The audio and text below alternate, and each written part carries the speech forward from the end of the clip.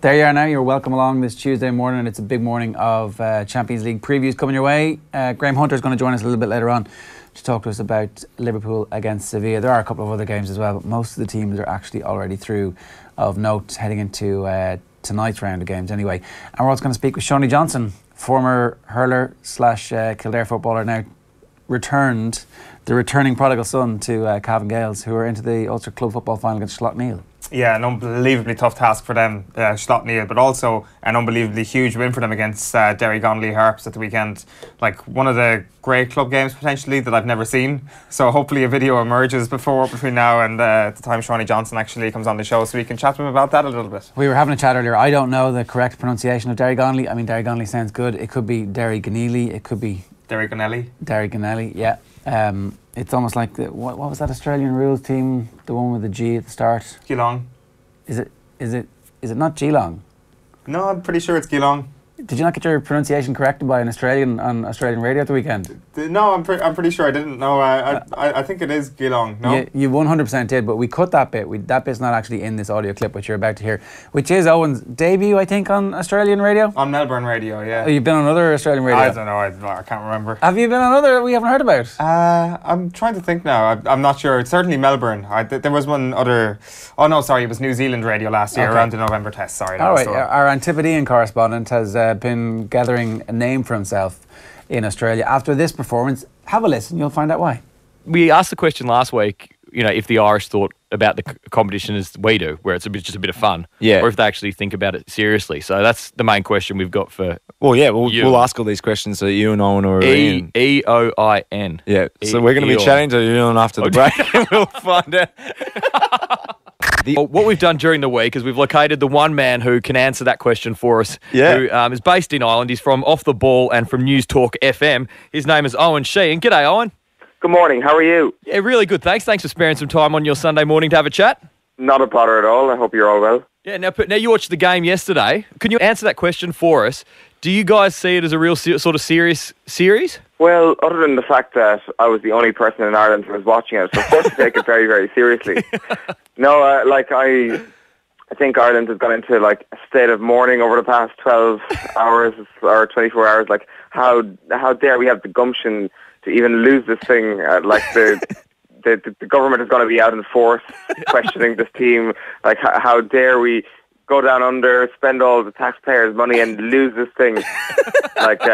No, I'm only messing. Like, nobody actually cares that much. I seem to be like one of the few people who do think that this is important. Yeah. But really, it's kind of completely out of novelty value. I just get a kick out of seeing players from different teams playing with each other for Ireland. Oh, yeah. And other than that, we've had so many Gaelic imports into the AFL. And do you guys get a bit shitty when those guys go and earn some money for their footballing prowess, or are you guys secretly a bit proud of them? And don't forget Marty Clark, Will. And Marty Clark. Yeah.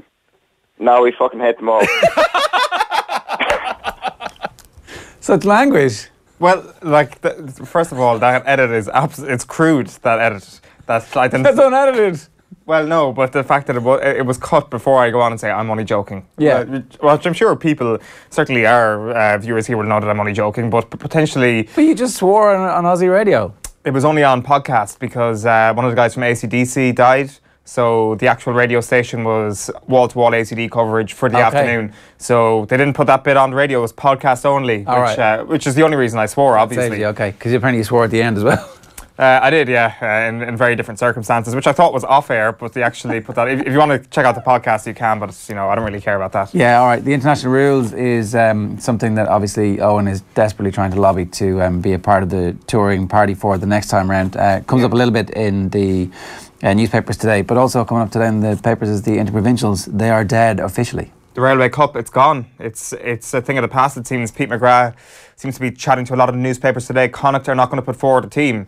So therefore, one of the semi-finals is gone immediately and the entire competition has just fallen to pieces, which is a shame for people of a certain age. And by a certain age, I mean over the age of 80, potentially. Nobody cares about this anymore.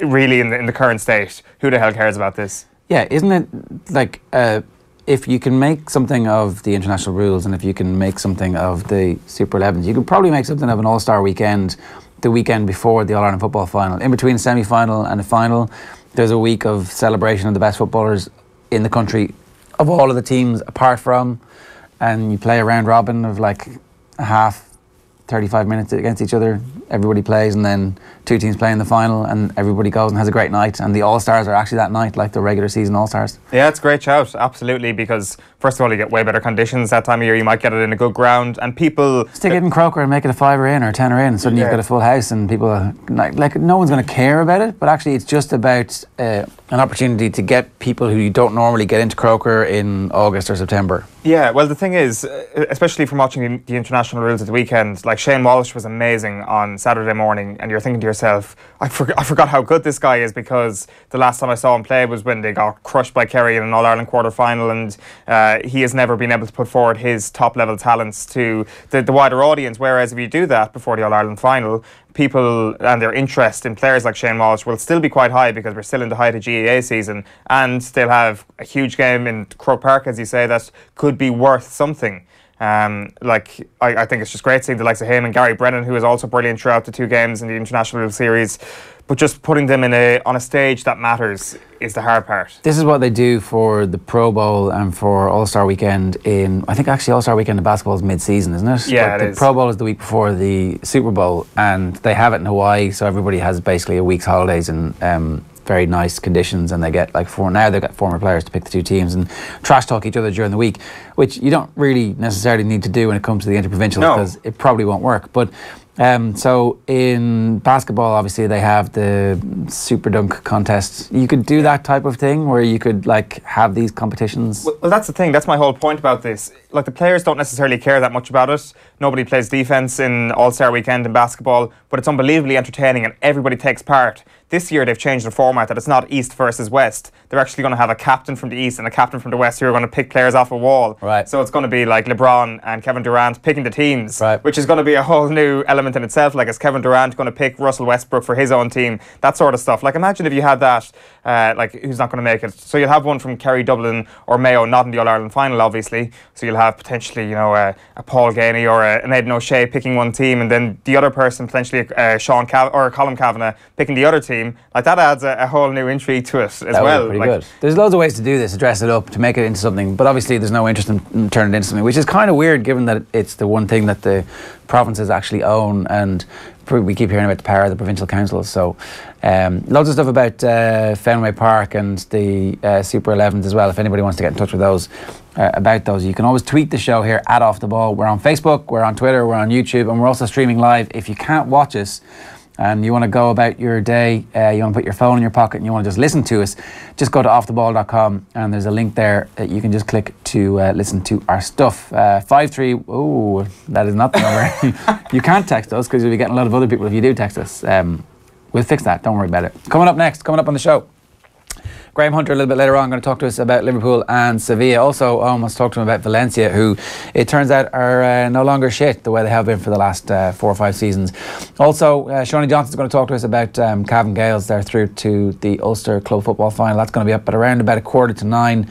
And we'll play some of our recent interview that Shane Stapleton did with John Leonard, Dub Sub Confidential. He was the sub-goalkeeper for Dublin, one of the best sports books over the last decade. Talks about his addiction, talks about his own recovery from being abused at the hands of Father Ivan Payne. So that interview is actually about the media's response to the Tom Humphries case, and loads more as well. A bit from CJ Stander, who obviously captained Ireland for the very first time momentarily in the Fiji game during the week. And right now, though, we're going to take you through Tuesday's back pages. Yeah, and CJ Stander is the man on the front of Sports Tuesday in the Irish Times. Test Rugby School of Hard Knocks, the ideal place for Schmidt, or for Stander rather. That's Johnny Waterson's piece there. I like this game. It's physical. If I didn't love it, I would have played something else, and that is a quote from CJ right there. Also, Jerry Thornley on windows of opportunity are slim for Schmidt, talking about the Six Nations not being an experimental exercise for the World Cup. That window of opportunity essentially is next weekend against Argentina, and that's it really until this time next year, or potentially next summer. And also, Puma's year of long hauls and year's ends. Argentina have played more games than almost every other international team this year, as we've been discussing with Andy Dunn on yesterday's show. The Pumas they're really sweating over the future of Juan Martín Hernández. Not the future, the fitness of Juan Martín Hernández. He's 35 years old now, though, so he's getting to the end of his test career. probably won't be around for the 2019 World Cup. So he's 50-50 for the Ireland game. He probably will be involved with the squad. Yeah, teams like Argentina, you probably, oh look, I've got a hamstring injury and can't play any club rugby for 5 months. Like, oh, miraculously recovered just in time for the World Cup. Well, he's certainly a big doubt, and it's a knee injury, so the chance of a 35-year-old recovering in time for next weekend are pretty slim. Unless, of course, you're Zlatan and you've got the magic doctor who wants to examine your body when you retire, because that's not hype or a way to get your name in the papers by associating yourself with Zlatan's recovery. Let's move on to the Irish Independent. Ringrose set for return after 5 months out. This is the one thing that we all are desperate to see. It's Ringrose and Henshaw in the centre for Leinster, and maybe Ringrose back in the Ireland team, and Ringrose and Bundy, or Ringrose and Henshaw, or some combination of that, because one of the most transcendent, exciting talents in world rugby, and has been gone really since a shoulder injury ruled him out about 5 or 6 months ago. And then racist abuse after Ireland games, not a one-off, says Christie. So Cyrus Christie wrote a very impassioned and clear-headed piece on social media. I think it was on his Instagram account, widely retweeted, so you should be able to find it anywhere, which basically pointed out that he'd been racially abused regularly while playing football. He did a really interesting piece with Colin Young in the Sunday Independent a couple of weeks back, where he talked about his uncle, who was a boxer, who really helped him to recover from the racist abuse that he would have suffered as a child playing football. And it's just sickening, really, to think that somebody's career could be so blighted by something so idiotic and stupid. And yet at the same time, it kind of is important that we talk about this, because we should remind ourselves that racism is an everyday fact of life. Unfortunately, particularly in this country, it seems that we're very good at criticising other countries when it comes to this kind of thing, but not actually holding a mirror up to ourselves to ask, are we a racist country, and how well do we treat people of colour or people who are in any way different from the gelatinous gloop of white middle class Ireland? And I would say we don't do a pretty good job of it. So fair play to Cyrus Christie for standing up, fair play to the FAI as well for making the case, highlighting the case to the Gardaí, and hopefully something comes of it. I know Friday is Show Racism the Red Card Day in many schools around the country. People are being asked to wear red, so look, it's obviously a token. We all kind of need to examine our consciences to see if we're doing enough. Absolutely, it gets a bit of prominence as well on the back of the Times. The headline there says Christie hits back at the racist abuse. You've also got that Railway Cup story given most prominence today on the back page of the Times Ireland edition. Railway Cup reaches end of the line, and it's Pete McGrath kind of chatting. He's kind of been the instigator for this story, and he was obviously doing the rounds yesterday. And just some of the stats that Declan Bogue mentions here. The last time it was held on St. Patrick's Day was in 1974, where it garnered a crowd of more than 15,000. Now, I think that's used as kind of like an analogy to show how popular it used to be, but I thought the Railway Cup used to get a lot more than 15,000. Yeah, I'd say in the 40s, 50s and 60s it might have been getting 50,000. But even, I suppose that's when you go back to it, because certainly reading Micheál Murray Hertig's book, or even when you read Over the Bar, O'Hare's book, like they certainly both refer to the Railway Cup as, like, other than the All-Irelands, the be-all and end-all, like a huge thing. So I suppose that goes back to around the 1950s, I suppose. Yeah. 70s, though, it's probably on the downward trajectory, and 40 years later, here we are when there's like 12 people showing up to a game in Pearse Park where half the teams are available and stuff like that. So Connacht are obviously going to get slaughtered for this, the way the Dubs were slaughtered for snubbing the international rules team. Fat chance, I'd say, to be quite honest. I'd say a lot of people will say, oh, you're dead right. But to be honest with you, which is more important, the Railway Cup or the international rules? I would argue that they're, well, obviously I'm going to look like a hypocrite right now, but I'm going to say they're both as unimportant as the other. But I just enjoy the international rules an awful lot. You don't fancy a trip to Westport, but a trip to Geelong gets you going. Yeah, well, it's a Geelong though. Well, that's what they said on the radio. You went, your man who plays for Geelong, and they were like, who? Who? No, who are you talking about? No. They weren't referring to the club I was talking about. They were referring to the player I was talking about. Yeah. They were referring to the player, and then they casually, subtly at the end just slipped in the Geelong, and you obviously were too pissed to notice. That's an absolutely scurrilous thing to say. It's a scurrilous thing to say. Jarlath Regan says, fair play on. What about, though? Which part of it? Oh, for swearing on Aussie radio, I guess. How are you, Jarlath? Welcome along. Noel says, I like the compromise rules, but why not make an inter-provincial weekend in Croke Park for both coats? That's a great idea, if only somebody had mentioned it on the OTB AM programme about 10 minutes ago. Yeah, I know. It's visionary. We could get behind it. We could definitely get behind that. Like, honestly, I'm all for this idea of getting Paul Ganey and Aidan O'Shea to pick teams. Just get them to pick teams and get the grudge going. Like, a little bit of a grudge is all you want for this thing to spark. Like, why is the international rules so popular? Or, sorry, why was the international rules so popular? Possibility of a dust-up. Exactly. So what's the biggest possibility of a dust-up? Well, getting players to choose who they rate. And no suspensions. A guarantee amnesty of suspensions. If you get sent off, you gouge somebody, if you're caught screaming verbal abuse, all the worst aspects of Gaelic football, you're free. You can do what you want. Let's just create a GAA version of the XFL. That's all we need. Call it the XAA or whatever you might call it. Just like wrestling and Gaelic football. Triple X GAA. That's it, exactly. And people will tune in for that. There's been too many examples of Triple X GAA already. Well, or else there's a possibility of like doing something like the Caribbean League, like the CPL, yeah, the GAA version of that cricket initiative, where there's just a separate company set up and they pay all the players, and certain rules are ignored. Kerry Packer did the same to cricket and professionalised it, and that actually comes up in Philip Lanigan's piece in the Mail today, which we'll talk about a little bit later on in the context of a social game for hurling. We're going to the Examiner next. Examiner front page. The Big Mo, Sevilla looked to put the heat on in-form Liverpool striker. So Liverpool for the very first time at the weekend had their Los Cuatros Fantásticos, the top four strikers / midfielder / Coutinho available for them, and played really well, won 3-0. So Liverpool must be hoping that they all stay fit enough to play a little bit together for a while longer and maybe get them back in the hunt. On the back of the Herald, the Goals Klopp plays a coup. Boss believes success will keep star Brazilian at Anfield away from Barcelona. That is the build up to tonight's match against Sevilla. You've also got Poole won't go past quarters, says John Aldridge in his column today in the Herald, and also the Cyrus Christie story gets prominence. FAI report Christie abuse to Gardaí. The other story on the back of the Herald, which is particularly pertinent to them, is from Pat Gilroy saying, "I won't beg anyone to join hurlers." The story today that I think Pat Gilroy is at peace with the idea that there is going to be no future for any dual players, particularly in Dublin. Harrington, Sizing John is fit and well despite Betfair chase drift. This is the lead story on the Racing Post. This is Sizing John. Drifted in the market yesterday. Started the day yesterday as the favourite for the Betfair chase at around about 6-4, out to 3-1.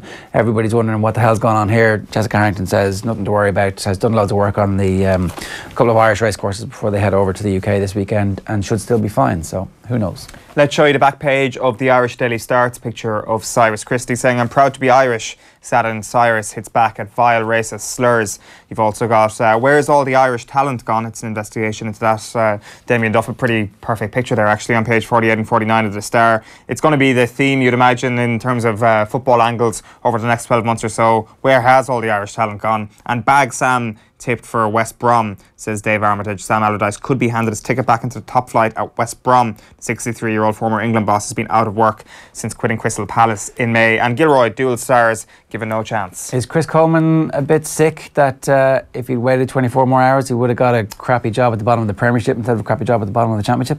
Yeah, he probably is, to be honest. But like, is there a certain security in being at the bottom of the Championship as opposed to being at the bottom of the Premier League? Like, if he's patient, chances are it might work out in the long run, but at the same time... sacked from Sunderland, though, there's nowhere to go. Well, that is the downside to that, and that was the point I was just about to make. And Sunderland don't look like they're going anywhere fast, given the power structure at that club. OK, so the Irish Daily Mail, Christie slams abuse trolls as Probe launched, fighting back, that's that story. And then Stricken Carberry in race to make Six Nations. Did you already do that? I'm having deja vu.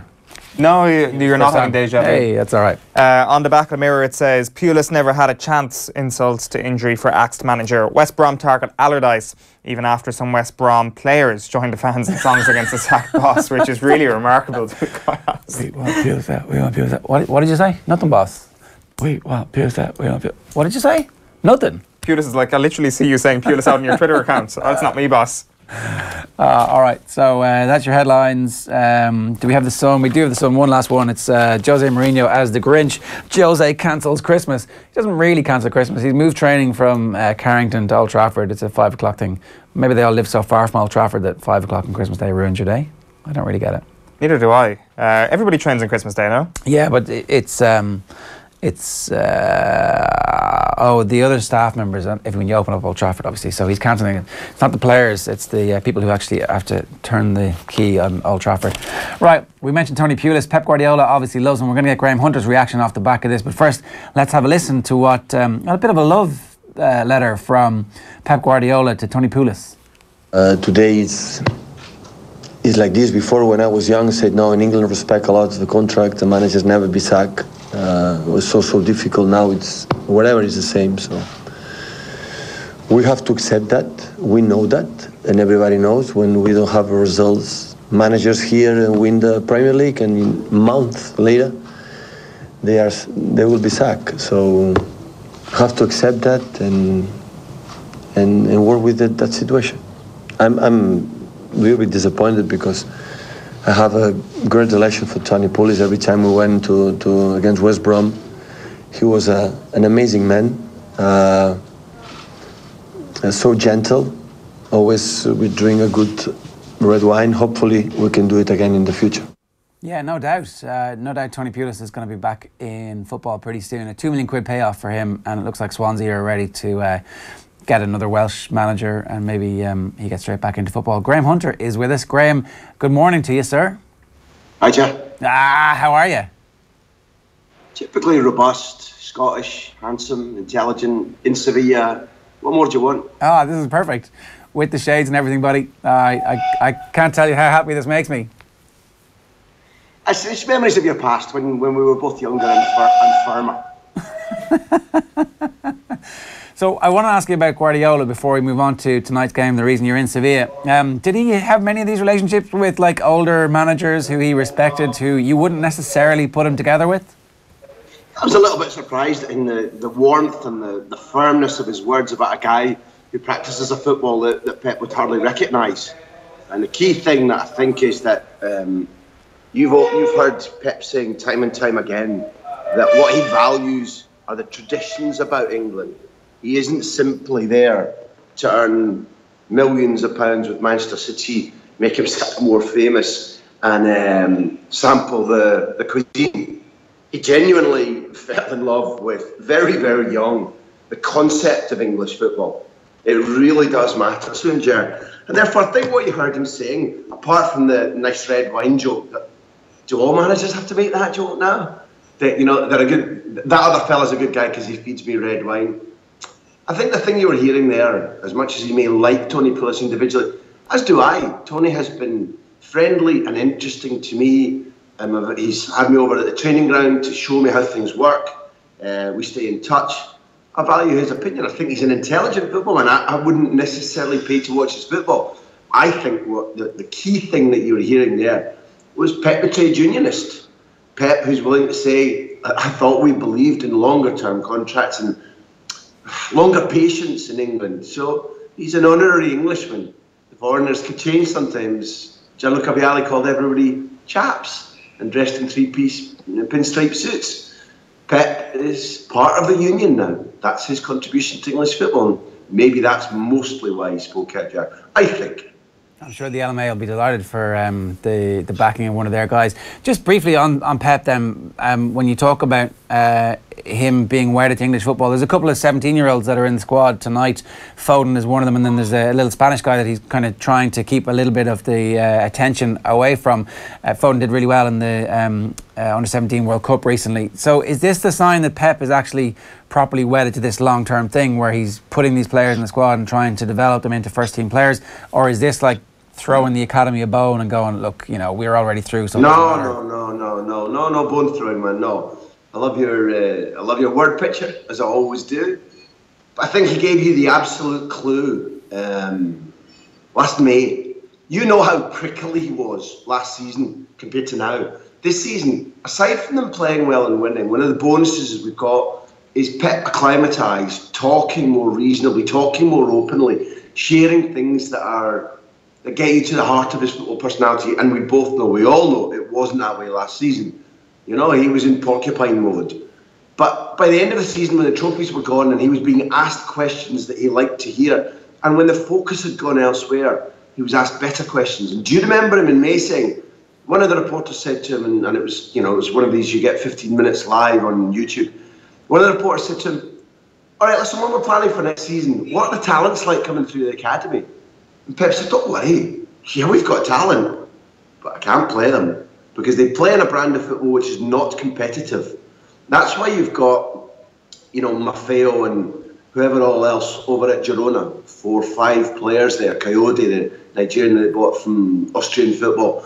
And I think that Alex Garcia is there to get competitive playing time. And in that complaint, about guys like Foden, who clearly play at a very competitive level at international football and has beautiful balance and timing and an ability to shift his balance to leave opponents off balance. He's a gorgeous footballer to watch, a Pep Guardiola style footballer to watch, and we know that because he's praised him. What Pep was saying is give footballers like that the type of experience that B-team footballers get in Spain. And he talked about the Academy League, or is it the Under-23 League? And he played in front of no crowds at the wrong time of day, without pressure, with no repercussions from almost anybody if you don't play well or if you don't win. And he wants an edge and he wants competitiveness, and that's why he'll try kids out in the what's the Carabao Cup? Yeah, Carabao potentially. It's close, eh? Ahead of tonight, Nolito's been speaking, and this kind of plays in with Pep as well, because he described Pep as a magician when he was chatting to the media today. He's in The Guardian today, for example. And he also had this very interesting point that when he was working under Guardiola didn't just tell him, this is where you're playing and that's the end of the story. He would actually explain to him why he is playing in this position and why the instructions he's giving him are the instructions he's giving him. So it seems to me that suddenly you've got a group of Manchester City players who've got legacy here. They've got football intelligence that's being passed down to them from one of the greatest football minds around. Look, I buy it. I mean, that's a gimme, because you know what I think about Pep Guardiola over the piece of his playing and managerial career. I think I know what you think about him, but I've got not a different take on it, but I want to say it differently, because midway through last season, my prognosis from having watched Pep Guardiola closely, interviewed him a few times, spoken to people who know him very well, is that, the footballers need to be very intelligent. I totally agree. And they need to learn. But he needed teaching time. That was absolutely fundamental. And when people said last year, with a good deal of schadenfreude, oh, look, Pep Guardiola, inverted commas, doesn't travel. He wasn't ready for this is England and all that kind of tosh. What was happening was that not very much of what he went through last season surprised him. But I think he was unaware of how much more teaching time on the training ground he needed in order to get his concepts through. And I'm not calling City's players slow or thick, but he cleared a lot of them out. And he brought in new ones who I think fit the profile of not simply being very good athletes, good, with 1-2 touch football, who are at a point in their career where they're hungry, the trajectory is upwards. He bought footballers who he knew would understand, but he's also now had so much more teaching time on the training ground. And this concept of English football having the League Cup, which he didn't have in Spain or Germany, this concept of there being no winter break in England like there is extensively in Germany and to some degree in Spain, where you can assimilate and you can restart concepts. He'd simply had more teaching time at Barcelona, at Bayern Munich, and he probably started from a different base, And that's what I honestly think that's one of the key things we're seeing the benefits of, if you like his football. I don't know if either of us are City fans, but if you're a neutral, and like, for example, what was it? It was Rio who was gushing, wasn't it, about the quality of the football. As most people are right now. I think that's been the key factor. He's solidified at the back. They need to play out from the back. Stones has learned. Otamendi's improved. The fullbacks are markedly better. And the keeper is not only secure and not throwing things in, but he's a footballer too. From that basis and from the extra tuition time that has accumulated, I think those are the key reasons that the group of quality players are now clicking. Let's talk a bit about Sevilla then. What kind of a challenge will they face, or will they pose for Liverpool tonight as a home team as opposed to the away team? Look, I've shared my opinion with a lot of Liverpool fans who are down here. I spoke to Stephen Manaman last night, who's in this hotel, the Sevilla team hotel. My point of view is that Liverpool on form should win. And there's a reason for that, because Sevilla are a year unbeaten at the Nervion here. They have a terrific coach. Across the squad, there are definitely quality footballers. And it's a very, not hostile place, but it's a noisy place. It's a place where you, as the opposition, you have to be sure about what you're doing. You have to be able to communicate without words because of the noise. If you're in any way doubtful, an atmosphere like this can put you off. Liverpool, however, have a key element, which is conviction and pace. Sevilla are a little bit lethargic across the ground here. I mean, Nzonzi and Pizarro in the double pivoty midfield is a quality combination. Nzonzi, if he's allowed to control the game, can bring this back to Sevilla the way that he did at Anfield when they were 2-1 down and Pizarro had gone off and it looked like the gaps were there for Liverpool to exploit, and Nzonzi took it single-handedly and turned the tempo back. But across the team, Ger, Sevilla can get opened up, and that's why Berizzo, the coach, said yesterday, we need accuracy, we need precision, we need intelligence on the ball. We cannot give it away, because he knows that once Liverpool break, their transitions are so quick, and athletically they're so quick, that they could rip into Sevilla. And the only way to stop that from happening is to own the ball, to play intelligently, and to let the game-opening footballers like Sarabia, like Correa, like Nolito, like Ben Yedder, like Banega get on the ball. But if Liverpool are bossing this and breaking quickly, they have a significant advantage as far as I'm concerned. But what I don't know if you two or your viewers have been at the Nervion. This stadium is fantastic. It's noisy. The anthem, they call it the hymno here, is a joy. It's better than You'll Never Walk Alone, I promise you. I wanted to ask you about that, actually, because as you talked there, I was reminded of the time that Ireland played Spain in Sevilla and they beat us 2-0. They absolutely gave us the runaround. This is like World Cup qualifier 20-odd years ago. And at that stage, I think any time Spain had a difficult international fixture, they wouldn't play at the Bernabeu. They would bring them to Sevilla because they felt like that was where, not the real Spain, but that was where like it was going to be hot, it was going to be noisy, and the locals were so delighted that the national team were coming that there was a real fever. You're absolutely right. You've categorised it correctly. It was their lucky ground. Everything is at fever pitch when sport or music or procreation is involved down here in Andalusia. It's November, if I calculate correctly, but you wouldn't know it by the blue sky, which I'm about to show you. That's first thing in the morning. I think you can see that. Nice. Just for everybody in Ireland, that's what a blue sky and green trees look like. And also it was 37 degrees. You know, these sort of temperature takers that are up in the middle of the street with a pole and a big sort of, what's up in a screen, they were showing 37 that is, score check, yesterday afternoon. But it's chilly at night, so the things you were talking about in terms of this is a place where if you come in the wrong month and you're a Northern European, you're going to sweat out ghosts of your ancestors. It's going to be so tough. At night time here in November, it ain't so.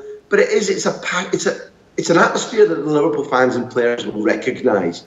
I asked Klopp about that yesterday, and I said, "Listen, you've worked in Dortmund with that, you know, sort of yellow wall, Anfield. Do you recognise that this is a cousin? This is a similar experience?" And he was like, "Yeah, atmosphere can influence, but not if people aren't enjoying it. So we're here to make sure that they don't enjoy it, and therefore the atmosphere doesn't influence us." But it's going to be a beautiful thing. If you're a neutral watching it or listening to it, this is going to be, I think, the game of the week. Yeah, and Liverpool in the Premier League anyway have the worst goals away tally in terms of those conceded. So this all points to a very favourable environment for Sevilla. But at the same time, since that trip to Wembley, Liverpool have far improved. They've tucked their full-backs in. They've told them to not be as so blindly adventurous as they were that day against Tottenham. And Sevilla are now going to face a very different Liverpool team to the one that they faced in the first match day between these sides. I think a better one. I think one that is clearly... I mean, your points stand and are good. What I see is a Liverpool side that's in harmony. All the pieces know what they're doing. The danger of Coutinho and Mane is something that I'm not sure Sevilla face an awful lot. Types of players like that here right now. Also, whenever he's talking about Salah, the way him and Firmino work together and clearly enjoy playing together, I think as an ingredient in a striker being on form and hitting the net regularly, I think that's almost as important as saying, you know, he's quick and he's very precise in his finishes. They work as a partnership as far as I'm concerned, and clearly look for each other and understand each other. These things are all, significantly different from Anfield, where, let's face it, I think it was the 5th or 6th time. That was the 6th time a Klopp team, not Liverpool, have faced Liverpool, and one way or another, not won once. And in the final in Switzerland in the Europa League, where the game was Liverpool's, and it ended up 3-1, and at Anfield, where the game was Liverpool's, and they were threatening to run away with it at 2-1, and Sevilla were able to wrest control of the ball and the tempo back. That can't happen here. That can't, even though you're portraying the idea that it's a bigger test for Liverpool away because they don't score with the same conviction. Okay, fine, I buy that. But I think that they're built to win here. And if they don't impose their superiority, Sevilla have enough quality and enough fight and enough Champions League European quality to take this game away from them and qualify.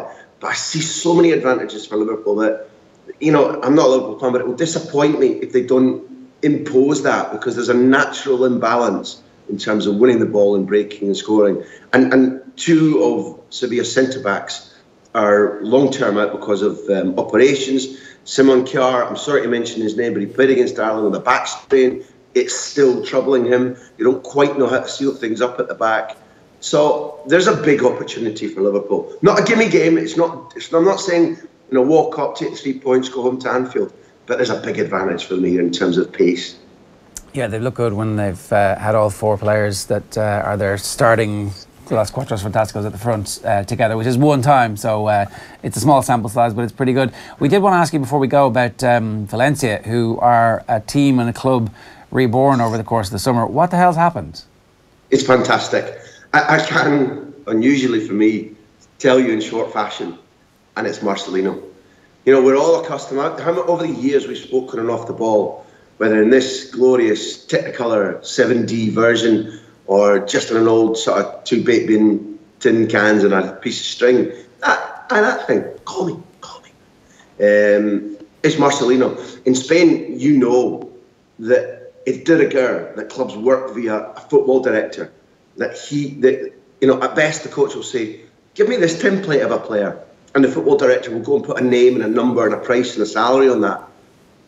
Not with Marcelino. Let me take you to May. In May, Alex Sanko, who's the sports director at Valencia, is on the point of appointing Quique Setién from Las Palmas, who's now at Betis. Smashing coach, great proposition of football, and he's getting his kids signed up for school in Valencia. And at the last instant, another executive, Alemany, signs Marcelino, tells Setién, you're not coming. And Marcelino goes out and gets personally Guedes, Kondogbia, Gabriel, Neto, the list goes on and on and on. Pereira from Manchester United. He's the one who says, I'm taking that guy, and persuades them directly. And if you look at all the, I think, did you use revitalised or a project that excites? When you're rebuilding like that, having been in such a mess, Marcelino also chose the players who were to be got out. It's old style, British and Irish manager who coaches as well. And he's got every decision right. He's been given the power. And, next Saturday, the Mestalla, Valencia against a slightly understrength Barca, because Piqué won't be there, and a Barca who are not as good as their numbers. Valencia should win that. And it's the game upon which the Spanish season hinges. It will be unbelievable. Anybody who's got spare cash or who's just been paid off, Tony Pulis, get a flight, get to Valencia and get a ticket for the Mestalla. It'll be the best game in Europe in the whole of the winter. Yeah, it really will be amazing for La Liga if they manage to do it this weekend. You saw up on screen there a moment ago that Barcelona have scored 33 goals this season. Valencia have scored just 1 less than them. But just looking a little bit deeper into that, Valencia have a goal conversion rate of 21%, the highest in all of La Liga. So that leads me to question how sustainable this output is in attack. And also the idea that Marcelino, obviously you pointed to the genius that he is, but he was doing triple training sessions with them in pre-season. It seems like they've gone gung-ho for the start of the season here to get off to a very, very good start. And I'm just wondering how sustainable that really is. All right. There's my chin. Do you want to stick another one on me? Those are good points. I take your argument. Number one, the threat up front is worse because, like Luis Suarez, Simone Zaza, who's the bull up front and has played with the intensity and power and aggression that makes him a really frightening striker for defences, and the service, from wide, whether it be Pereira and Guedes or Carlos Soler, who Manchester United want, as do Atletico Madrid and Valencia, saying you can't have him, 60 million is the buyout clause, anything less, forget it. Service to him is great, but he's playing like Suarez with a meniscus injury.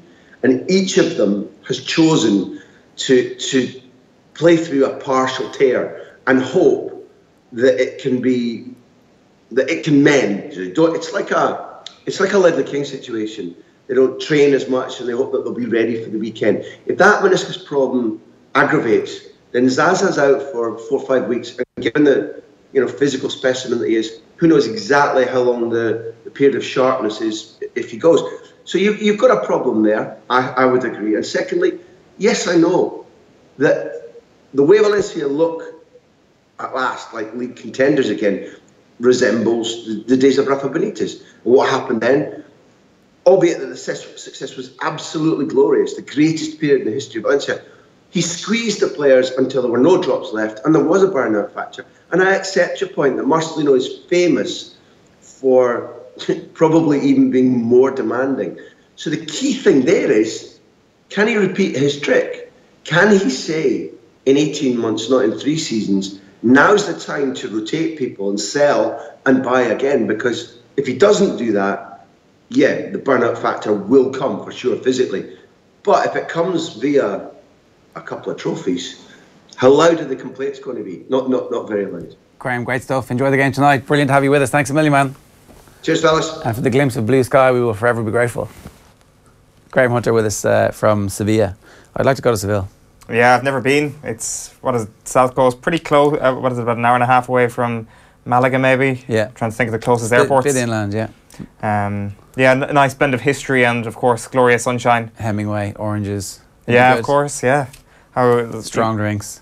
Yeah, Late football. Nights. Yeah, and football. I think that was that the qualification campaign for the '94 World Cup? Yeah, I would have said potentially yes, but no. Because I think certainly just Spain and Portugal in that group. Yeah, I think so. Because certainly Spain come to Dublin in '93, and just when I was thinking back, what was the biggest game in Dublin that Ireland have had? Like you think McAteer, like ahead of Denmark last week. You think of Spain '93, so that must have been that campaign. Potentially the year beforehand, we go to Sevilla. Did we win that 1-0? Is it 1-0? Is it 0-0? I don't remember. It doesn't really matter, does it? We beat Portugal 1-0 in that game. But that for some reason, I think that Portugal, were there 3 groups in the 90s and noughties? Well, you're asking the wrong person here. Yeah, sure. That was some of the worst internet TV you've ever seen. Thanks very much for that. My apologies to that.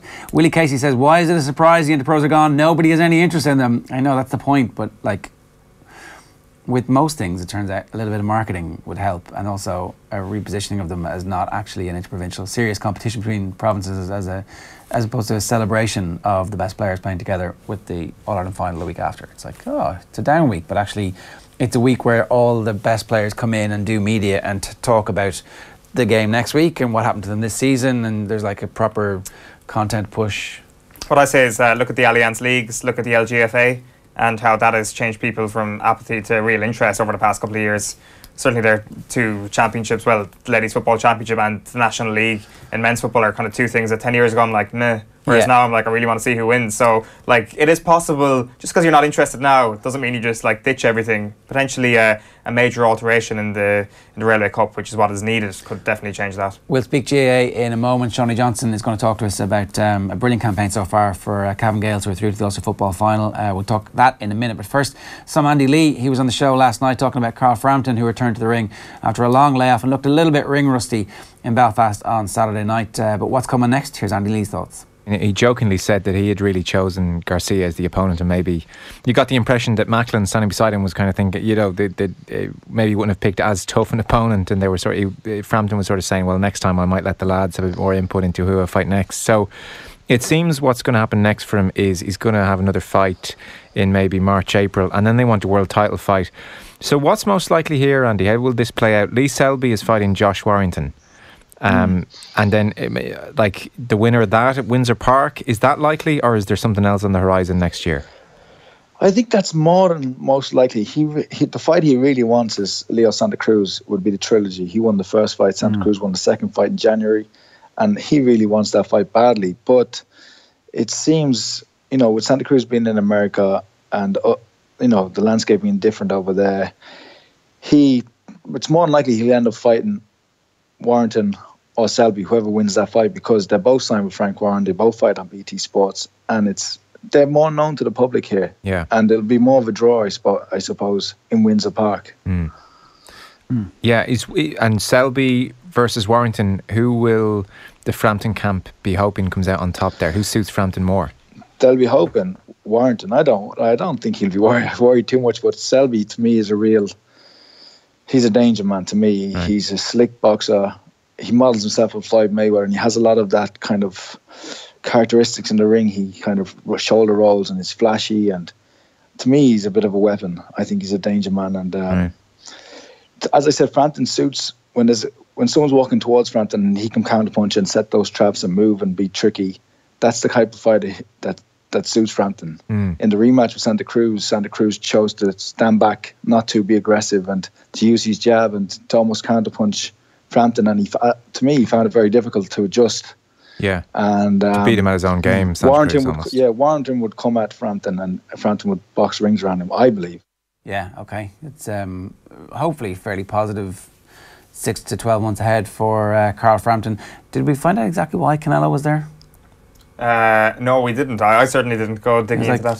He wasn't there just to watch the fights. It was like, okay, well, tell us what fight is he making that he was there and he felt the need to be ringside. Yeah, it seems a strange decision to fly all the way over the Atlantic for nothing. But we'll find that out. We'll get that in our. I didn't mean to put you on the spot. The thing is, though, just on the back of that performance from Frampton at the weekend, people are a little bit edgy about that. They're we thought this guy would kill his opponents and he'd be back with a bang, whereas in actual fact there's some sort of kind of pleasure you can get from seeing that Frampton actually got a really tough fight to get back in the ring. It is his last hurrah now, and what a last hurrah it will be if he managed to get right back to the top. That Santa Cruz trilogy really is kind of the key part in all of this. He tends to fight down to the level of his opponent as well. You remember that fight in America where he actually gets knocked down a couple of times early on. It was his first fight in America and everyone was like, oh Jesus, it's exactly the same thing happened to Barry McGuigan, he's going to lose. But then he got up off the canvas and won, and maybe that's why he was Ring Fighter of the Year in 2015, because he's exciting in that manner, as in I'm not saying he fights down to his opponent, but certainly getting knocked down a couple of times in a victory is always a good way of being seen as an exciting boxer, for sure. Yeah, and getting a bit of brain damage too, unfortunately. Let's move on. Shaunie Johnson is on the line. Shaunie, how you doing? Great, lads, great. Thank you. Congratulations on the win at the weekend. Hard fought. You left it pretty late, 6 minutes of stoppage time. Yeah, very, very late. Look, we don't do anything easy up here, so it was. We put ourselves in a great position to win early in the second half, and then fair play to Derry Gonley to come back really, really strong and put themselves, I suppose, in looking like they were going to get over the line, and then we just managed to nick a goal near the end just to pull us through. It's like one of those epic club matches where the first game's a draw, the second game goes deep into stoppage time, and then you guys come from behind to nick it. Yeah, look, it was a serious battle. I think it was like a boxing match without any defence. I think it was just all systems go. It was nearly all out attack. It was played at kind of manic pace, and it was just one of those games. It was a pleasure to be involved in, and I suppose when you come out on top of them, it's easy to say that, but we would have massive respect for Derry Gonley after those two games, and it could have gone either way, really, to be honest. It's like comparing chalk and cheese, the first game to the second game. The first one, I think, was 12 points apiece. Obviously, the second one, you put up 5-7. So how did it change in the interim? Did both teams just say, screw it, we're just going to go gung-ho on this one? Yeah, there wasn't one goal chance in the first game at all. It was very, defensive orientated. And then, I suppose, look, just a few high balls went in and a few breaks came off them, and I think both teams just, around midway through the first half, just went for it, and the goal chances appeared. And any time there was a sniff of a goal, we kind of went after it, and so did they. They could have had another few as well. So, look, it was played in a great spirit and in great terms, and I think it was a great advertising for Gaelic football, I think. We've just got a picture up of you in the huddle in the aftermath, kind of just having a few words. Like your own role in this team, like you're clearly one of the leaders of the team, both on the field, but at the age profile, and I hate to bring up age, but you're getting to that point now where people are looking to you to be a leader. They're looking for me to retire, you mean? Yeah, look, like I say, it's a huge thing for us, and we're blessed that we have a good few talkers in the team and people that can say a few words and try. And look, we have a lot of young lads as well, so it's just a matter of bringing them on. But they're great. In fairness to them, you know, they need very little information given to them. You know, they've really knuckled down this year. I suppose last year we were in a pretty bad place where we nearly got relegated down to intermediate in Cavan. So it's been a huge change for us, and I suppose we're just kind of on a pressing wave at the minute and just taking it game by game. Talk to us about your on-pitch role, Shaunie. I think you notched 1-4 in the replay, and it seems that you were playing more of a roving role. Is that correct? Are management just giving you kind of your own sort of creative output? Yeah, just, you know, we're trying to get on the ball, and, you know, I suppose the way football had kind of gone over the last years, it was probably difficult in the full forward line to get on much ball. If you were seeing it maybe 6 or 7 or 8 times a game, maybe you were doing well. So probably I'm coming out a bit deeper and just trying to make things happen and seeking to pick out passes and maybe not able to run as fast as I used to be. So they're moving me, maybe that's why, but he's maybe doing it in a nice way, telling me he's trying to get me on the ball. But yeah, so it's great. Look, I'm really enjoying the club season this year. It's been brilliant, and you know, winning your own championship is fantastic. And then, you know, I suppose everything was a bonus for us after that. So, like I say, we're on a bit of a crest and wave at the minute and just really enjoying it. And you said it yourself, you potentially aren't needed around the full forward line. You've got Paul O'Connor inside there at the moment, who caused absolute wreck by the sounds of things at the weekend. Set up 4 goals, I think. Like, is he a name we need to be keeping an ear out for in terms of the inter-county scene over the next few years? Yeah, he's been on Cavan panels, and you know, he's been quite unlucky with a few injuries. He had a bad ankle injury and a shoulder injury, and potential is huge in Paul. Martin Dunn in there as well, who's, you know, a brilliant finisher. So we have scorers in there, thank God. So it makes it a bit easier maybe to come out the field. But, you know, there's serious potential in those 2 boys in there, and all our forwards are more than capable of scoring, which gives us a chance in any game. How did you go from nearly being relegated last year to an Ulster final? What was the turnaround about? I don't know. I think we kind of just had to go away and take a look at ourselves and realise we probably weren't putting in the required effort to be competing anymore for championships. We'd probably been so dominant in Cavan for a lot of years, and maybe we just expected that to continue, and teams upped their game, and we maybe slipped a bit. And like I say, as players, we took a look at ourselves, and new management team come in there, and they've brought, you know, something different as well. So like I said, we really targeted the league early in Cavan. We got a few good wins, which give us a bit of momentum then to try and push forward. And, you know yourself, when you start winning games, it becomes a bit of a habit. So we've been lucky enough that we've gone through the season undefeated so far. So we just, you know, we're trying to keep that going. The other thing is that there hasn't been huge success for Cavan club teams in the Ulster Club Championship in recent years. Was there a collective decision made after you won the county final that we're going to continue knuckling down and actually maybe even up the ante a little bit here because we have a good chance?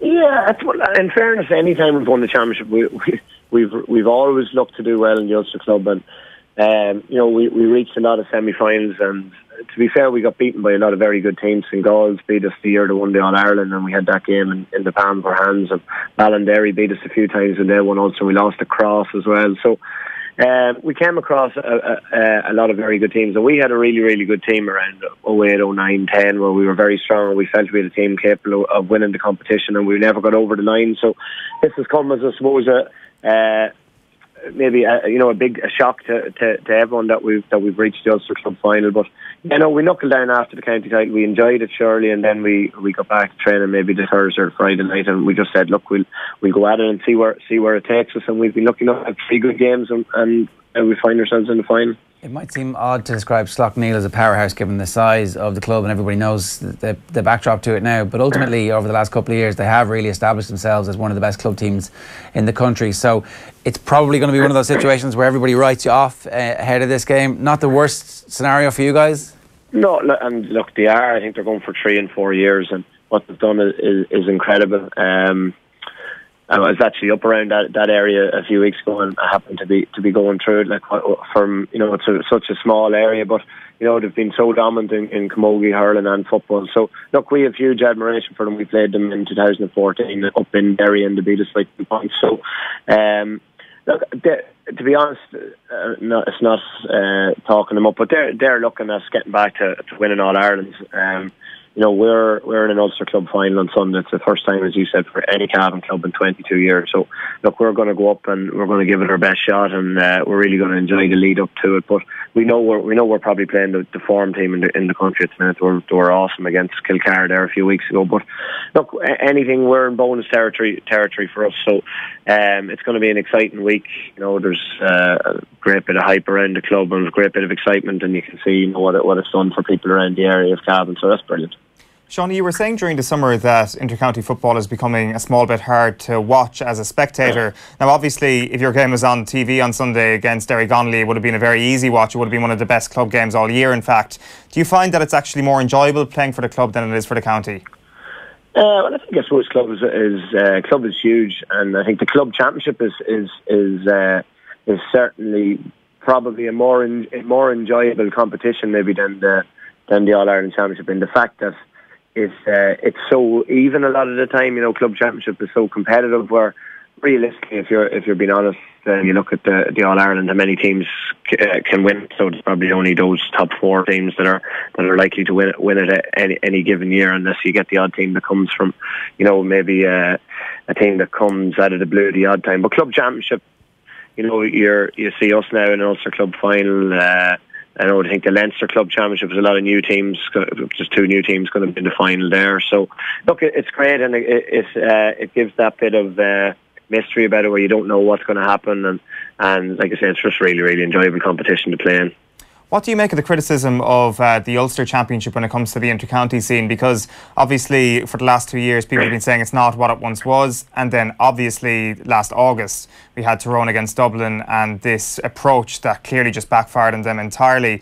They're going to need to change that obviously next year if they're going to have any sort of success in breaking the top 3. Like, what's your view of the whole criticism of the Ulster Championship in that respect? Yeah, look, I don't suppose... It has been known as the most competitive championship, and I think the last few years that there's no point. It probably has been, but that's up to Tyrone and Donegal and Monaghan were dominant for a long time. Tyrone seem to have pushed ahead again now, so that's up to the other teams to try and raise the bar and get up to their standard in Ulster. Definitely the competitiveness side of it has gone out of it, where, a couple of years ago, or maybe 10 years, it was every game was all out. It was really competitive and physical, and maybe that's dropped a bit. But that's up to the other counties, I think, to try and raise their standard now, including here in Cavan. I think the standard we have to try and push up and get to that level. You know what I mean? There's no point in complaining that other teams have pushed ahead. It's up to you to try and catch up with them, I think. One last point here, a tweet from @Virginian_X. Golfer of the year 2017 and County Cavan Golf Club 2, an all-rounder is Shaunie. Where the hell do you find the time to play golf? I don't. I only get out the very odd time when I'm let out of the house. But no, it's a sport. I absolutely I love it. When I do finally hang up the boots very, very soon now, it'll be I'll be trying to play a good bit more golf. But yeah, no, it's a sport. I love that. Are you intending to play inter-county football next year if you get asked? Since you bring it up, I was just in the middle of that statement and I realised, I'm going to be asked another question here now. Look, I have no decisions made. I'm just, I suppose, it's a cliche, but I'm just concentrating on the club season at the minute. And like I say, it's been going really well for us, and it's been so enjoyable. So, like I say, once I'm enjoying the football and try and keep going as long as I can. So, look, Sunday will come around fairly quickly, and hopefully it'll go well for us, and then we can worry about other stuff after that. Yeah, no worries, Shaunie. Best of luck this weekend. Thanks a million for talking to us. Lads, thanks very much. Thank you. Good golfer, brilliant footballer, reasonable hurler. Shaunie Johnson. It's a key part of all of this, isn't it? Look, it's an amazing story that you get to go back and have the winter of your career to be leading the club to a first Ulster title showdown for the county in 20 odd years. We're going to have Chrissy McCaig of Slaughtneil in studio with us tomorrow, so we'll be playing that for you, I think, on Thursday morning. So we'll be getting the other viewpoint from... The Slaughtneil story is ridiculous. Like, it is an absolute phenomenon. We're going to play it tomorrow morning. Sorry, he's in the studio a little bit later on today, so we'll bring you that on tomorrow's show as well. If the Ulster Club football final in the Club Championship is your thing, then we're all over it. Yeah, absolutely. Like, it is a ridiculous story. It was a ridiculous story last year, but then to go and do it again, as in just this three-pronged attack on Ulster GAA that's coming from this tiny place in Derry is just incredible. It's an unbelievable story. Between that and the Piershig, you've got two of the great club teams, two of the great club stories that we've ever seen, really, particularly from their own respective counties, going on at the moment. And it leads to this argument, is there more interest in club GAA from a neutral perspective than there is from inter-county GAA? Well, park that, or maybe give us your views on Twitter @OffTheBall, or on Facebook.com/OffTheBall, or on YouTube if YouTube is your thing. If you're not on Twitter or Facebook, YouTube.com/OffTheBall for our live feed there. You can also get an audio-only feed if that's your thing on OffTheBall.com when we're live between 7:45 and 9 every morning here on OTB AM. Let's bring in some CJ Stander. He's been talking with Oisin Langan about what lessons were available to the Irish squad ahead of the Argentina game from the match against Fiji. CJ, how's the atmosphere after the weekend? A really tight match, but a win in a kind of a tough circumstance. So maybe you get something more out of that than, we'll say, a comprehensive win. Yeah, I think there's a lot of lessons in the game. I think a lot of new players and a few experienced boys learned a lot. I think Fiji came out and showed us that they can control the game and play well. And I think you learn more out of these games than if you have a big winning margin. So we'll get back to it and the big thing is now is to move on again. It's Monday morning. The big one is Argentina this weekend. One thing that Jack Conan and Chris Farrell said to us in the post-match interviews, and I think Joe said it as well, was that maybe Ireland didn't look after the ball enough or didn't do that well enough. Can you kind of explain how that worked on the pitch, maybe how you've looked at it since, how you would get something like that right? Yeah, I think we made 11 turnovers in the first half, so you can't play without the ball when you're on attack, so you need the ball, especially when you go into between two. Just those small handling errors we made. Sometimes it was on, sometimes 50-50, but if we kept the ball one or two phases more, we would have maybe got the points out of it or got the advantage on the front foot, but I think that's also the way they wanted to play, and I think they used the ball well. When they got a turnover, they got points, or they put us back on the back foot in our 22, so it was another good learning for us.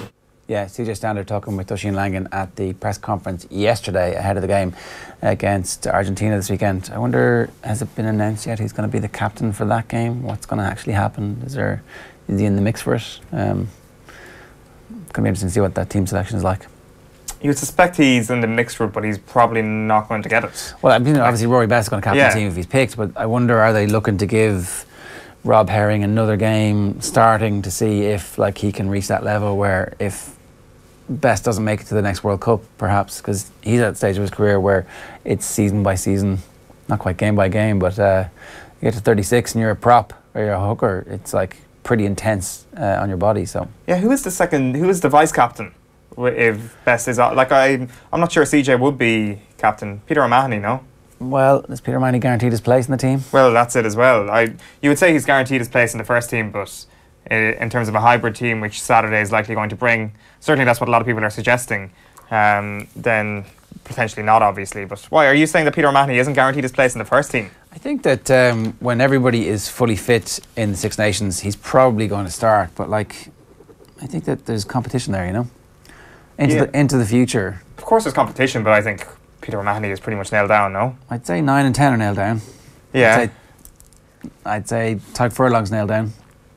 And after that, nobody's guaranteed a place. Devin Toner's nailed down. I don't think Devin Toner's nailed down. Devin Toner was dropped last year. Yeah, true. I think he brings something different. It depends. I think Devin Toner and Ian Henderson is nailed down. I don't think that's going to change. And I think 4, 5, 6, 7, 8 that played against South Africa, I think that's going to be the Six Nations 6 to 8 or 4 to 8 as well. More than likely. I think they're safe, to be honest with you. I'm not buying this. I'm saying that Peter O'Mahony could get dropped. Not dropped this weekend. He might avoid being selected due to the fact that Joe Schmidt wants to give a bit more fresh blood to players. But no, Peter O'Mahony is nailed down. Let's bring you through the newspaper headlines. We'll have that debate properly a little bit later on in the week. Alan Quinlan's going to join us in the studio. You're going on holidays, are you? Well, I'm not going to be around for the next while. Yeah. Alan Quinlan is somehow stepping in to fill these huge shoes. I don't know how he's going to do it, to be quite honest with you. We may as well start with the biggest test of his career. Yeah, indeed. We'll start with the Irish Times Sport Tuesday. It's leading with rugby as well. CJ Stander there and Johnny Waterson's piece on him saying Test Rugby School of Hard Knocks, the ideal place for Stander. You've also got a piece on Argentina saying the Pumas' year of long hauls nears its end, and Jerry Thornley says window of opportunity are slim for Joe Schmidt. Racist abuse after Ireland games, not a one-off, says Christie. This is Cyrus Christie's very eloquent statement yesterday on social media. The FAI have referred the matter to the Gardaí, and it's not quite clear yet where the abusive messages were coming from, but hopefully a proper investigation. Hopefully Twitter steps in as well and begins to take this stuff seriously. Ringrose set for a return after 5 months out. It looks like Gary Ringrose is going to be available for Leinster for next weekend. Obviously his return comes too soon for the November internationals, but that's a pretty exciting extra talent to have added to the back row for both Leinster and Ireland over the rest of the season. On the back of the Times Ireland edition, we've also got that story about Cyrus Christie and that vile abuse sent his way on Twitter, and the Railway Cup reaches end of the line is the main story there by Declan Bogue on the back of the Times. Also a picture there of Shane Duffy after their 2-2 draw with Stoke City last night. There's the Cyrus Christie statement. Firstly, I'd like to say I'm extremely proud to represent my country, the Republic of Ireland, and I give everything I can each time I put on the green shirt. I genuinely believe our fans are some of the best in the world. However, there have been a number of racist comments which have been brought to my attention during the World Cup qualifying campaign over the last couple of months, and most recently last week, which obviously was news to a lot of people, suggesting that this has gone all the way back. It's deeply saddening that racism is still part of the game we all enjoy and love. I strongly believe we need to stand up against these individuals who do not belong in football or any other sport. So fair play to Cyrus Christie, and fair play, I guess, as well to James McLean for actually bringing the issue up properly at the PFAI Awards the other night, because I'm not sure that maybe we all would have known exactly about it. And you're always in two minds about whether or not you talk about the stuff that the trolls are doing online, because it gives them the oxygen that they desire. But ultimately, if this is a long-standing issue, then we clearly have to talk about it and deal with it. The Irish Examiner Sport Tuesday, Pat Gilroy, I'd have preferred to be a Dublin hurler than a Dublin footballer. He says he wasn't good enough to play for the Dublin hurlers. And the Big Mo, Sevilla looks to put the heat on in-form Liverpool striker. That's something we talked about a little bit earlier on with Graham Hunter. Philippe Coutinho's on the back of the Herald about Klopp playing it cool with him, saying that success will keep the star at Anfield and keep him away from Barcelona. Also that Christie story carried on the back of the Herald, that Gilroy story as well. And Poole won't go past the quarters, reckons John Aldridge in the Champions League. Harrington Sizing John is fitting well despite Betfair Chase drift. The betting for the Betfair Chase, Sizing John has drifted after starting out yesterday as favourite, but Jessica Harrington says done a bit of work recently and is actually totally fine. On the back of the Irish Daily Star, it says, I'm proud to be Irish. Sad and Cyrus hits back at vile racist slurs. Gilroy, dual stars given no chance. And Bag Sam tipped for West Brom, says David Armitage. Okay, so the Daily Mail, very quickly. Fighting back Christie Slam's abuse trolls as Probe launched, and stricken Carberry in race to make Six Nations. That's his broken arm, whether or not he's going to be fit for the Six Nations. Pulis never had a chance, says the back of the Mirror, going with Tony Pulis' sacking, saying that the players also joined the fans in songs against the sacked boss, which is a first for me. Yeah, I'd love to actually hear which players and what exactly they were chanting. So the English newspapers, this is actually the Irish Sun, because they have a Pat Gilroy story in the back and a CJ Sanders story, but the main headline is Jose cancels Christmas. No festive Marine ho ho ho. Marine ho ho ho. We leave you there at that one for a while. We'll bring you the back pages of the UK papers, and we'll start with the front of the Guardian Sports section, where I think it's Ash's fever, to be honest. Yeah, England will be running scared again, says Lion. England's finger spinner lets rip with tirade against Root and the tourists at a first test of the GABA. And things are getting pretty heated between them. I mean, there's nothing better than the trash talking before the Ashes. Yeah, okay, so I have the Telegraph front cover for you here, and it's England's sitting ducks. It's three of the England cricketers. Australia's chilling warning ahead of first Ashes test. We will end your careers. I mean, it's proper trash talk. It is, and I think there's a really good one on the back page of the UK Sun as well. If we can get that one on. Yeah, there we go. Nothing better than that, you know, your pussies. Aussie blast at scared England. He's out to get skipper Joe sacked. And how's that for a top team? Loads of people there that I've never heard of, because I don't really care about cricket. Yeah, but here's the thing, the Ashes is really good. Yeah, no, I'm only joking, it's amazing, but it hasn't been good for about 12 years. They whitewashed them the last time it was in Australia. The trouble is that these are all like 3 o'clock in the morning stuff. Yeah, it's true. Well, Dave McIntyre always tells the story that when he was working in banks, he used to like be cheekily watching it while he was sitting behind his clerk desk. Obviously, that was when it was in England, because the 05 test was in England, wasn't it? The absolutely iconic one. Well, here's the thing: it wouldn't be iconic because unless it was in England, because obviously no one would have seen it.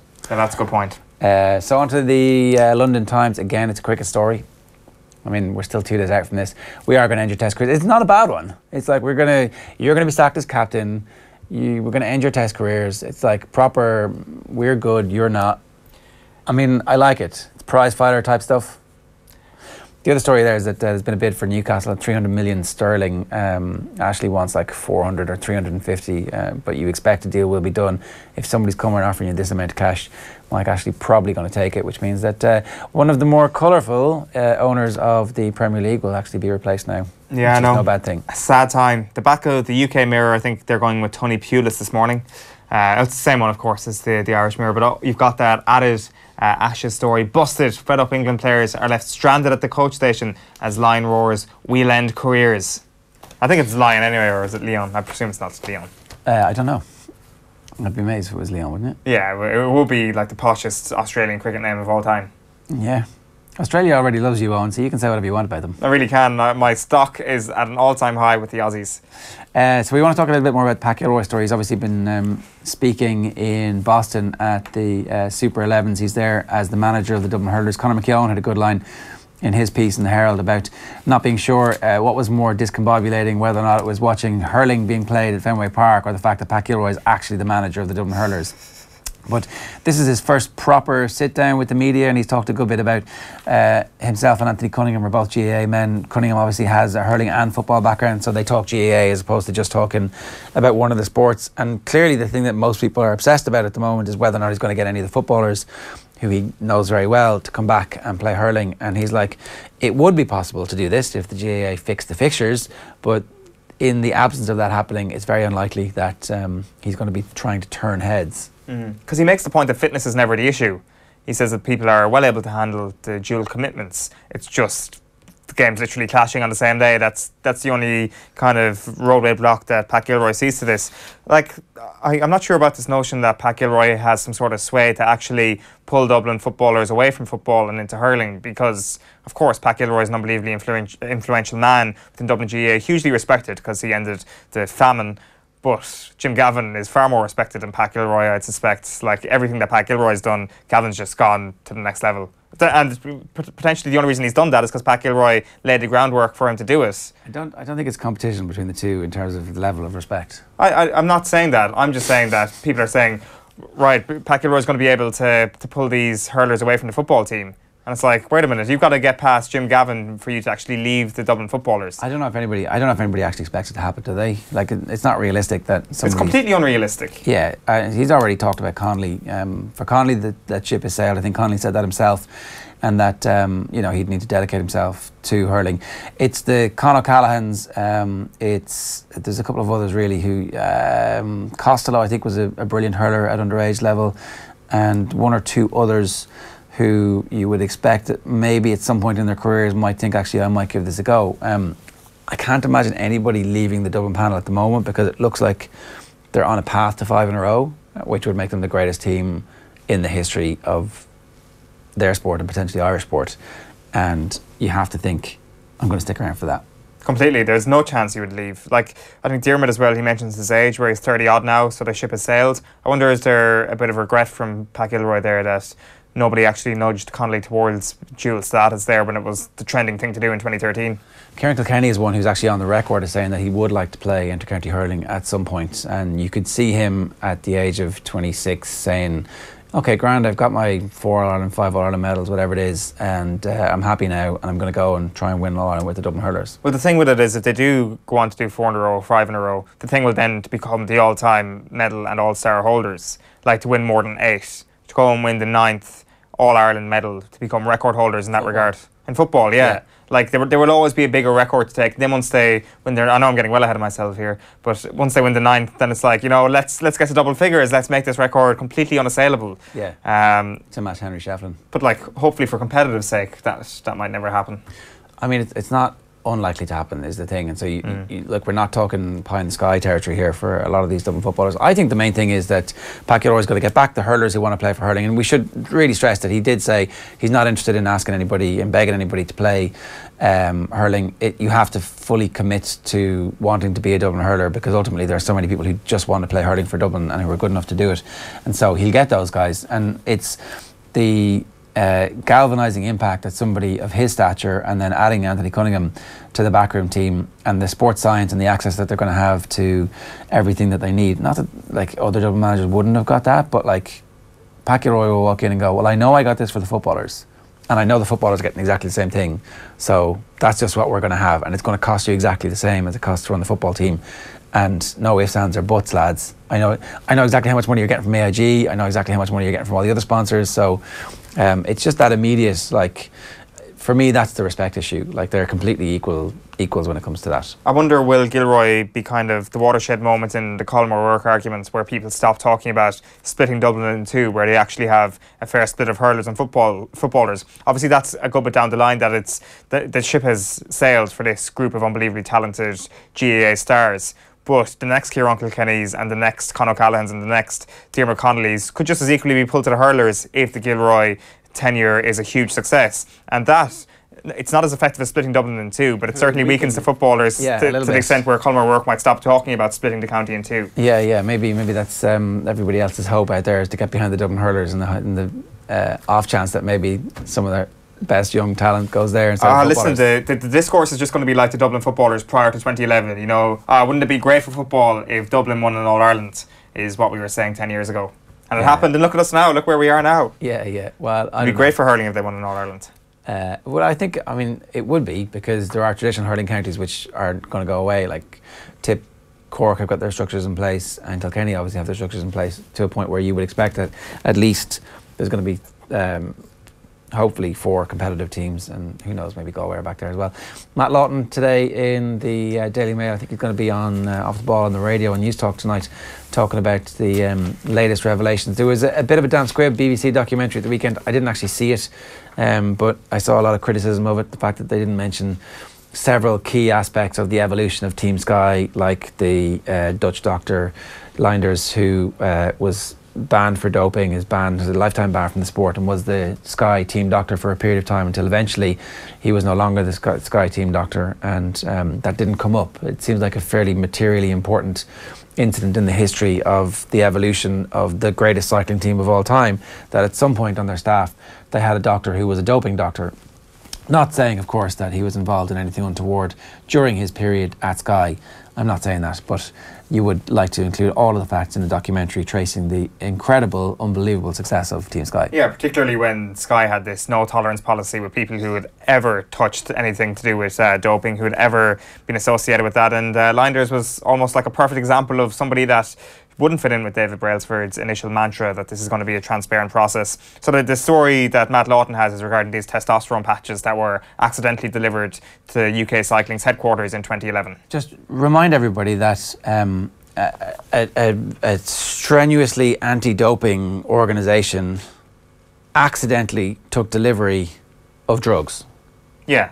They got sent to them accidentally. By accident, yeah. Yeah. Did you ever get sent any drugs through the post accidentally? Not really, no. But maybe if None of your mates going to Amsterdam, posting you back a little bit of something, going, hey, I'll send that, I want to get him in a bit of trouble. Potentially, if I said that I'm strongly anti-drugs and like published everywhere, that, they would have done it. They might, just to troll me, of course, because that's of course what happened here. Okay. They got trolled by Fit for Sport, which is, like, I'm not sure, is it the worst name for a company of all time? Fit number 4 Sport. So they were sent in error, these testosterone patches, from Fit for Sport, based in Oldham, if you ever want to go and visit them. They have now refused to respond to British Cycling, because naturally British Cycling want them to, you know, reveal all. It's like, why did you troll us? What have you done? Yeah. Fit for Sport. Who ordered those things that would be really useful to us if we were cheats, but obviously are really bad for us because we're not cheats? Yeah, so they are now going to terminate their relationship with Fit for Sport, British Cycling. So what was once a beautiful relationship between British Cycling and Fit for Sport has come to an end after they trolled them with testosterone patches that, of course, were sent by accident. And it seems that we're not going to get Fit for Sport or whoever runs this thing under oath. There's also an interesting line in Matt Lawton's piece saying that the company have links with the FA and some Premier League clubs. Of course, Fit for Sport, they provide stuff that isn't just testosterone patches, you'd imagine. And that was why British Cycling have the initial relationship with them. Loads of legal stuff. Yeah, but it's somebody whoever is working along the assembly line there who filled that box of testosterone patches is going to get a bit of a sacking, you'd imagine. Amir Khan is in the jungle. I didn't know that. I mean, that would have been something that we should have been all over. Yeah, it is. That's our excuse to sit and binge watch I'm a Celebrity, Get Me Out of Here. Terrible reality TV featuring Amir Khan. There is nothing better than that. I presume he is the only sports person. This is in as well. Oh, right, okay. Oh, yeah, there you go. Why is she famous? Like, was she famous after she went on the record after Dennis the party? Wise. Well, right, okay. We really do need to start watching this. Dennis, but it's why Jamie Vardy's missus is only famous because she went on the record after they won the Premier League and said, all the Leicester players came to my house and completely trashed the place after Chelsea failed to beat Spurs last night, or Spurs failed to beat Chelsea. And that's the only time I've ever seen her on the record chatting about anything. Like, why is she famous? And is she famous? I mean, dude, I don't know. I'm a celebrity. It's not really, the bar is pretty low, right? It is, but you would say that the wife of a footballer who's famous for talking about their house getting trashed isn't necessarily... Like, Amir Khan is a celebrity. Dennis Wise is a celebrity. Yeah, but there's a bunch of other people who I'm sure I could give you the names of and you'd be like, who? No, yeah, but like, I'm sure they're more famous than Jamie Vardy's wife. All right, if you want to get in touch, you can tweet the show at Off The Ball. You can text us here.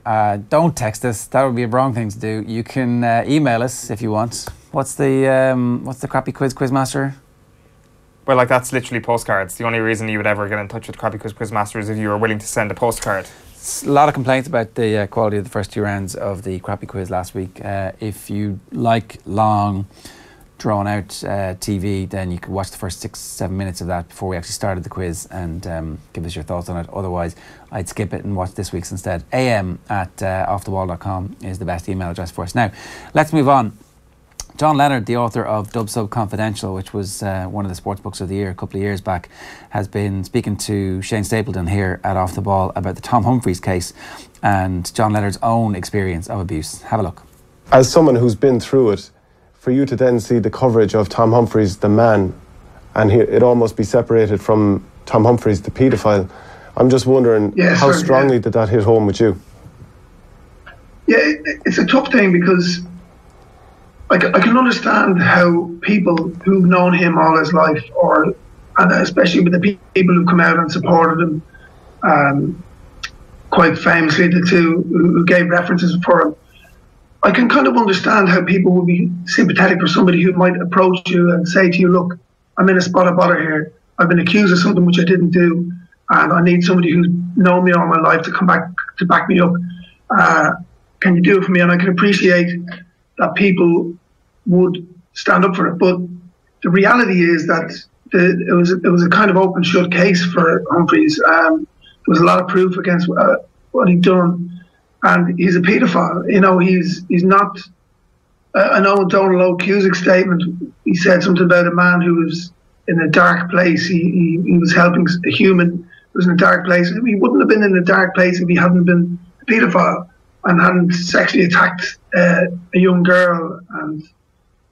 And it's difficult then when and this is kind of when I came out about being abused 20-something years ago, there is a weight of fear, and I was going up against not only Ivan Payne but against the Catholic Church, because they've been moving paedophile priests all over the country, and I've since learned out of the countries into other countries.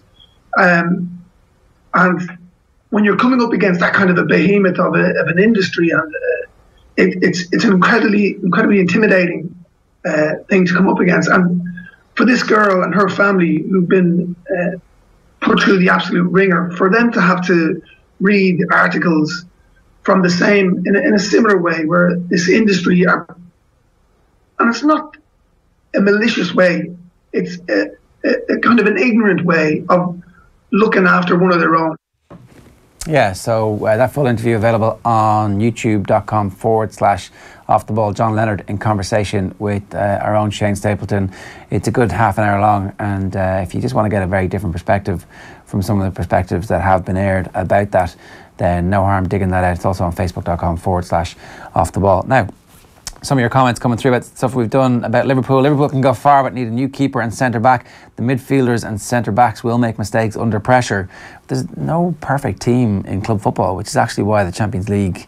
It's why a very flawed Real Madrid team have been able to win 3 out of the last 4. It's like they have some absolutely sensational players, and that's enough to camouflage some of the difficulties they have. I'm not saying Liverpool are at that level, but like... in a one-off, could Liverpool beat Real Madrid? Why not? Yeah, true. Like, I think you look at a team who's been well drilled and who's been created to get the most out of themselves. You look at that Juventus team, and that's probably a great example. But as you say, Real are probably based on just a collection of individuals. There is this idea, though, that Real Madrid and Barcelona, obviously this season is looking like an outlier already, but that they play week in, week out in the Liga, and they get their way with whatever team it is because they can simply break them down because they've got Cristiano Ronaldo. Yeah. Whereas they come into the Champions League and suddenly you've got a team who you don't necessarily respect all that much, but they've suddenly got players like Christian Eriksen and Harry Kane, and can absolutely destroy you in the break if you don't give them the tactical respect that they deserve. And it seems that somebody like Zinedine Zidane could get easily found out for, as you say, a lack of invention, I suppose, with his quality players that often pops up. So, like, I think the Champions League isn't something you watch and is like, this is a tactical marvel. This is really good invention from really top quality managers. It's like, who's got the deepest pockets and who is going to keep all their really rich players very, very happy, and therefore they're going to score a load of goals and outscore the opposition. That is what the Champions League is. Maybe. Well, like, what's the counter argument to that? I think there's loads of teams who are tactically astute enough to be able to shut down the teams with the superstar individuals. Like, I think that we're going to start seeing the evolution of that. I think this season's Man City, for example, will be a much more different prospect in the latter stages of the Champions League than they would have been in previous years. Of course they are. They've spent $500 million. So that's it, and everybody's happy. Yeah, but also I do think that's like Pep and having a vision and it not just be my best players are better than your best players. Kind of, but I'm making this point based on Real Madrid. Like, Zidane's best work has been keeping all these players really happy. And it's been a sensational achievement. You hate Zidane for some reason as the coach. No, I don't. I don't. You want him to get sacked. I'm not like sitting down at night, like rubbing my hands and it's like, oh, I'm going to take loads of notes on this Real Madrid team and look how they're set up. Yeah. Look at that. Why do you hate Zidane? I think Zidane has done a sensational job. Okay. I think he's done magnificently well to keep all those players in check. You're always shitting on him from a high down. Well, I don't remember the other time I've ever done it. I guess this is the only time I've ever talked about Zidane, so I guess you could say I'm always doing this. The first time we've ever talked about him on the show, which because the show's only about 3 weeks old, you were saying that he's on the hot seat and needs to go, basically. No, I didn't. There's two different things there. I said that he is going to get sacked. I didn't say he needs to get sacked. Liverpool have gotten back into their stride, says Barry Brosnan. Lallana on the way back too. Should rock on now. I mean, Adam Lallana seems to me to be one of those players who has vastly improved by the fact of his absence. Yeah. There's like a 6-month period where Adam Lallana is decent, gets massively overrated because he's English and is beginning to show some signs of living up to his transfer fee. And then it's like he gets injured and like, wow, Lallana, what a genius he was. Yeah, it's amazing what some absence can do. I think like Euro 2016 as well, it's like Lallana, England's lion, look how much passion he puts into the English shirt. Everyone's like, this guy's amazing. David O.B. O'Brien says, pick 3 Dublin footballers the hurlers would want. Con, Mannion, Kilkenny, Costello. That's 4 apparently. I didn't realise Mannion was a good hurler as well. Coming up with a calendar year fixtures plan which incorporates club and county and allows for dual inter-county players is a huge ask. Is it actually possible? Probably not. It may be possible in an ideal world where you get to sit down and blank sheet of paper, but there's no blank sheet of paper because the GAA has been around since 1884, obviously. Conor Michael Ryan says, is there any way to listen to OTB AM audio as a podcast later in the day on demand? That's a very good question. I don't know if the answer is true. Yes, we do. There's an OTB AM podcast section on your iTunes or your Podcast Addict or whatever you use for your podcasts. And we podcast the full show. We do. All right, cool. There you go. You learn something new every day. Every day's a school day, as Ruby would say. And we podcast the sections. So if you just want Graham Hunter today or you just want Shaunie Johnson, you can get that. Or you can listen to the entire hour and a half or however long you've been on air for. Yeah, an hour and a half almost. Yeah. So I don't know why anybody would want to listen to that, but anyway. Is today your last day? No, I'm in tomorrow morning. Okay, on like you said that very, very encouragingly. You're like, yes, at long last. Kenny Cunningham is in with us tomorrow. So yeah, looking forward to that. Yeah, it should be good. Not my last day. They'll be back. Kenny has a rider of croissants and orange juice, so we're going to look a bit Sunday supplement on the show tomorrow. We have no riders because nobody would ever get us anything. From Owen and me, for now, we'll see you across the day as we seed out bits of this. And if you missed any of it, go back and get it or subscribe. Remember to hit all the subscribe buttons you can because we notify you with push notifications on YouTube, on Twitter, on Facebook, and of course you can get us on offtheball.com as well. Good luck.